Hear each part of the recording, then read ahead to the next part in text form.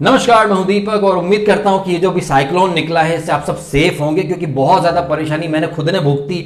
तो मैं इमेजिन कर सकता हूं कि जहां जहां से ये तूफान निकला, चाहे केरला, बेंगलोर, गोवा, तमिलनाडु, अभी गुजरात और मुंबई में, तो भाई इसने मतलब बहुत परेशान करके रख दिया। इसीलिए मैं खुद आपसे 2-1 दिन से नहीं मिल पाया, अपनी शक्ल नहीं दिखा पाया। हालांकि मुझे बहुत सारे मैसेजेस आए, मेरी वेलबींग के बारे में पूछा गया कि सर डीएसके कहाँ हो भाई। तो भाई मैं माफ़ी चाहूँगा कि मैं उस समय जवाब नहीं दे पाया, क्योंकि नेटवर्क ही नहीं था। जब नेटवर्क आया तो लाइट चली गई, लाइट आई तो नेटवर्क चला गया, मतलब ये सीन चलता ही रहा।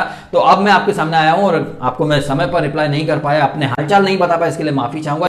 हालांकि अगर आप लोग ये जो साइक्लोन से अफेक्टेड जगह पे अगर आप रहते हैं तो आप सही सलामत हैं या नहीं, कमेंट करके अवश्य बताइएगा।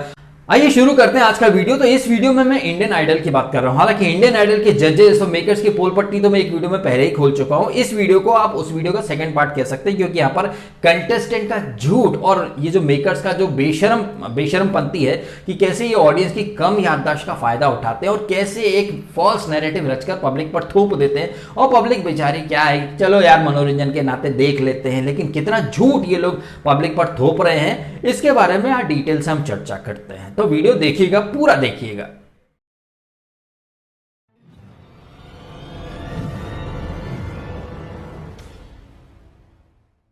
इस वीडियो में आपके सामने मैं ऐसी बातें लेके आने वाला हूं जो आपको सोचने पर मजबूर कर देंगे कि ये रियलिटी शोज वाले कितने बेशरम हो चुके हैं। अभी मैंने कुछ दिन पहले इंडियन आइडल के ऊपर एक वीडियो डाला, उसे काफी अच्छा रिस्पॉन्स मिला, मुझे काफी कमेंट्स आए कि भाई इन लोगों को और एक्सपोज करो। आपने उस वीडियो में जजेस और मेकर्स को तो इनकी तो पोल पट्टी खोली, कंटेस्टेंट का झूठ भी जरा सामने लेकर के आओ। तो इस वीडियो में मैं आपके सामने कुछ प्रूफ या कुछ एग्जाम्पल, कुछ रेफरेंस सामने रख रहा हूं, ये बताने के लिए कि मेकर्स, रियलिटी शोज के मेकर्स होते हैं, वो चाहे बिग बॉस हो, इंडियन आइडल हो, डांस इंडिया डांस है, कोई भी रियलिटी शो, ये कितने फेक है ये आप सब जानते हैं। ऑडियंस को ये लोग कैसे टेकिंग फॉर ग्रांटेड लेते हैं। अभी मैंने कुछ दिन पहले बिग बॉस 15 जो आने वाला है उसके ऑडिशंस ओपन हुए हैं, जहां मेकर्स ने बोला first time ever we are giving a chance to commoner. मतलब सीजन 10 में कॉमनर थे, सीजन 11 में कॉमनर थे, सीजन 12 में कॉमनर थे। उसके बाद भी बिग बॉस के मेकर्स बोल रहे हैं कि फर्स्ट टाइम एवर वो पब्लिक को एक मौका देना चाहते हैं। तो कैसे ये लोग पब्लिक की कम याददाश्त का फायदा उठा रहे हैं, ये आपके सामने मैंने उस वीडियो में भी रखा था। आपको चाहिए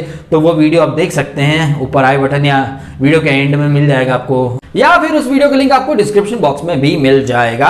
इंडियन आइडल के झूठ की मैं बात कर रहा हूं। हिमेश रेशमिया की एक्टिंग देखिए, हालांकि एज एन एक्टर ये फ्लॉप हो गया, लेकिन एक्टिंग के जितने ऑस्कर है ना वो हिमेश रेशमिया को मिल जाने चाहिए, क्योंकि इंडियन आइडल में ये जो एक्टिंग कर रहे हैं ना, एक कंटेस्टेंट है जिसने बहुत इंप्रेस किया है, पवनदीप राजन नाम है उसका, लोग उसे बहुत ज्यादा पसंद कर रहे हैं। लेकिन क्या हम श्योर बहुत लोगों को पता होगा, जिन्हें नहीं पता उन्हें बता दूं, क्या आपको पता है कि ये एक स्ट्रगलर नहीं है, ये ऑलरेडी 2015 का द वॉइस करके एक शो आता है एनटीवी पर, उसका ये विनर रह चुका है और लाखों रुपए प्राइज मनी और एक मारुति कार इसको प्राइज में मिली थी। और वहां पर हिमेश रेशमिया शान इसके मेंटोर थे, कोच थे, जो कि इत्तफाकन उस शो द वॉइस के जज भी थे। वहां पर ये बंदा पवनदीप विनर बना था। मतलब एक बंदा जो ऑलरेडी एक सिंगिंग रियलिटी शो जीत चुका है, उसको आप यहां पर एक स्ट्रगलर या एक ऐसा चेहरा बनाकर लेके आए हो जिसने कभी रियलिटी शो में पार्टिसिपेट नहीं किया हो। ये अपने आप में ऑडियंस के साथ एक बहुत बड़ा धोखा है, फ्रॉड है। यही नहीं, ये लोग कैसे फर्जी कहानियां बनाते हैं, इसकी मां बीमार,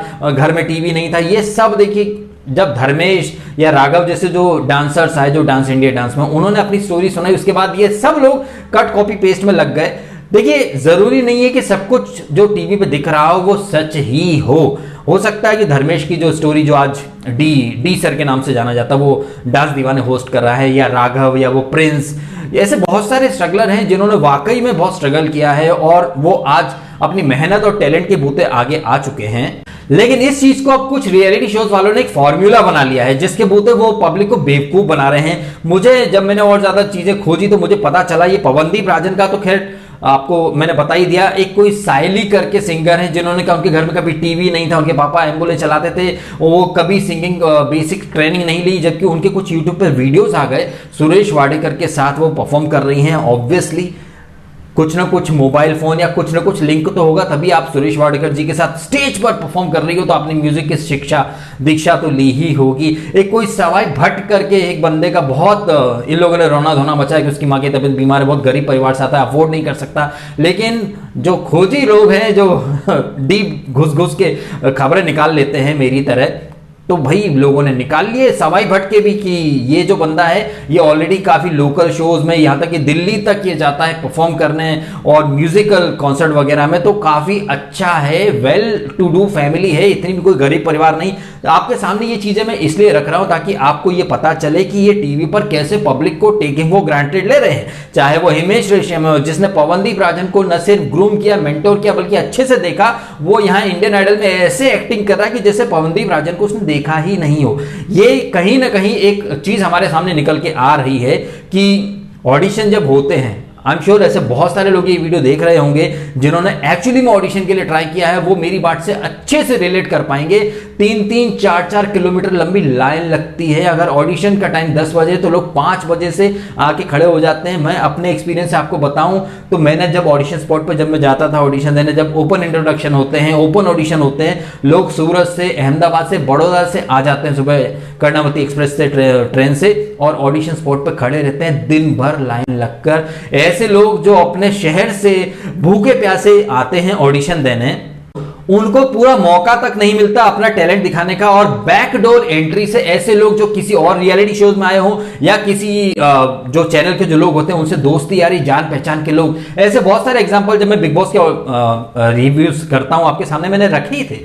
सीजन वो पुनीत, वो ऑलरेडी एक सर्वाइवर इंडिया करके शो था, वो उसका कंटेस्टेंट था। बंदगी कालरा जो बिग बॉस में पुनीत की पार्टनर थी, वो ऑलरेडी एंडेमोल का कास्टिंग डायरेक्टर उसके टच में थी, उसके फ्रेंड थी। वो मन्नू दोस्त वो मल्लिका के स्वयंवर वाले शो में आया था, वहां से भाग गया था। तो ऐसे लोग जो ऑलरेडी कहीं ना कहीं टीवी पर आ चुके हैं, ऐसे लोग जो एमटीवी कर चुके हैं, एमटीवी के शोज कर चुके हैं, रोडीज वगैरह या फिर स्प्लिट्स विला, उन लोगों को कॉमनर बोल के ये लोग बिग बॉस में लाकर डाल देते कि ये तो कॉमनर कैटेगरी। सबने देखा है वो सब्यसाची पड़ोसी थीम में आया था बिग बॉस 11 में, वो विकास गुप्ता का अर्शिका ऑलरेडी जानने वाला था। ऐसे लोग कॉमनर कैटेगरी में आकर कोई डिजर्विंग लोग जो होते हैं ना उनका हक मार लेते हैं। इंडियन आइडल में भी यही हुआ है। पवनदीप राजन जो ऑलरेडी एक रियलिटी शो जीत चुका है, उसे प्राइज मनी अच्छी खासी मिली, आई थिंक 20-25 लाख, कार मिली, कॉन्ट्रैक्ट मिला, उसके बाद आप इंडियन आइडल में फिर से लेकर के आके मतलब किसी डिजर्विंग इंसान का आपने हक मार लिया। साइली हो या फिर ये प्रेम कहानियां जो लगा देते हैं, रच देते हैं। मैं तो समझता था पहले कि बिग बॉस ही सबसे ज्यादा स्क्रिप्टेड और फेक शो है,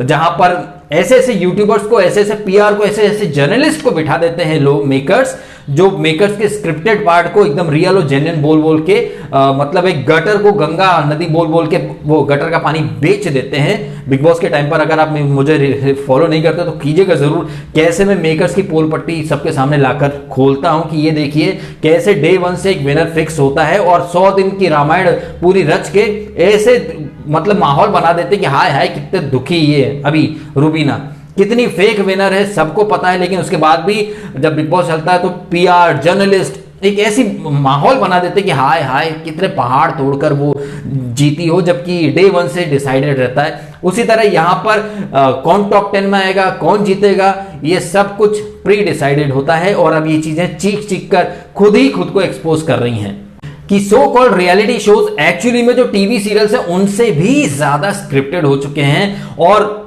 अगर आप इन्हें मनोरंजन के नजरिए से देखते हैं तो जरूर देखिए, एंजॉय कीजिए। लेकिन अगर आप ये सोचते हैं कि आप इस शो में जाएंगे, आप ऑडिशन देंगे, आपका टैलेंट देखा जाएगा, आपका सिलेक्शन किया जाएगा, तो आप भूल कर रहे हैं। चाहे बिग बॉस हो, चाहे ये इंडियन आइडल हो, चाहे और भी कोई शो हो, कोई बहुत ही ज्यादा लकी होता है तो वो आगे आ जाए। अदरवाइज तो यहां बैकडोर से लोगों को, जान पहचान वाले लोगों को, या जो ऑलरेडी कोई रियलिटी शो कर चुका है उसको एक अननोन फेस बोल करके यहां पर आपके सामने खड़ा कर देते हैं और एक ढोंग रच कर पब्लिक की जो कमजोर याददाश्त है उसका फायदा उठाते हैं। इन लोगों ने सोचा होगा कि 2015 तो यार हो गए 5 साल, कौन याद रखता है, चलो फिर से इसको डाल देते हैं पवनदीप राजन को, जो कि ऑलरेडी एक शो का विनर है, यहां पर एक और शो में आ चुका है। जबकि टेक्निकली ऐसे कॉन्ट्रैक्ट होते हैं, अगर आप ऑडिशन देते तो आप एक फॉर्म फिल करते हैं कि अगर आप हमारे चैनल पर आ रहे हैं तो आप आगे किसी और चैनल पर ऐसा एक शो नहीं कर सकते, ऐसे कॉन्ट्रैक्ट क्लॉजेस वगैरह होते हैं। लेकिन यहां तो सब अपनी मर्जी से, अपनी लाठी अपनी भैंस वाला फंडा चलता है। तो यह है मेरा नजरिया इस इंडियन आइडल के हिमेश रेशमिया के झूठ और इस एक्टिंग के ऊपर।